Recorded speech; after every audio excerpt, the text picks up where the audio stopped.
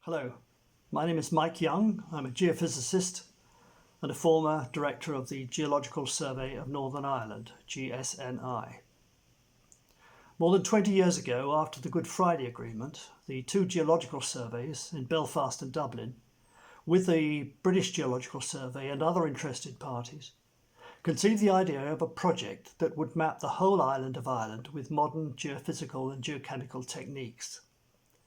The idea was that this would be a collaborative north-south initiative that would benefit all the island by promoting inward investment in mineral exploration and development, and at the same time generate a modern set of environmental data to underpin environmental management and monitoring. This work started in 2004 and it's still going on. And this book describes the first phases of the project in Northern Ireland and in the 6 northern counties of the Republic. We've tried to make this book as accessible as possible, and it should be of interest to anyone interested in the development of natural resources and in environmental management and monitoring. There are some 30 chapters written by 69 authors, and they describe not only mineral exploration, but also the value and application of the data in the exploration for geothermal resources, in agricultural management, in land use planning, in the water sector, in forensic applications, and many more. The survey on the ground was completed by teams of technicians crisscrossing the area and taking samples of soils and streams for geochemical analysis. The first release of maps, such as this one, prompted a surge in mineral exploration and investment. This map shows gold in stream sediments, with the warmer, redder colours indicating higher concentrations. This is just one of more than 150 maps that express the distribution of more than 50 chemical elements in soils and streams across the survey area. The geophysical data were collected by a specially equipped aircraft flying at only 60 metres above the ground surface and measuring various geophysical parameters. As an example, this map shows the variation in intensity of the Earth's magnetic field across the region. And from these data, we can interpret much about the underlying concealed geological structure. The different chapters in the book illustrate different applications in different sectors, not only in mineral and energy exploration. For example, the data have been applied in agricultural management, in the water sector, and in land use planning.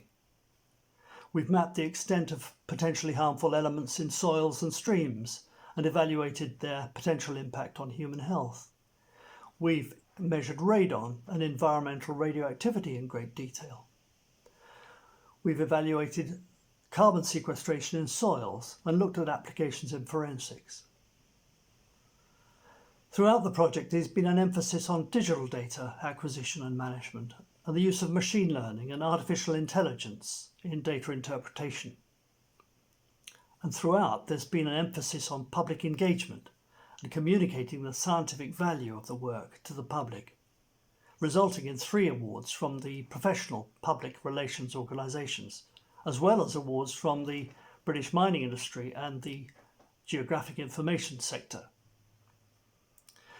So this project has well demonstrated the value of cross-border initiatives of this type and has resulted in many lasting collaborations between government, industry and academia.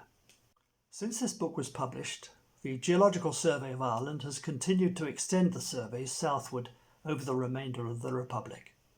They regularly publish new maps and digital data sets and pursue a policy of open data.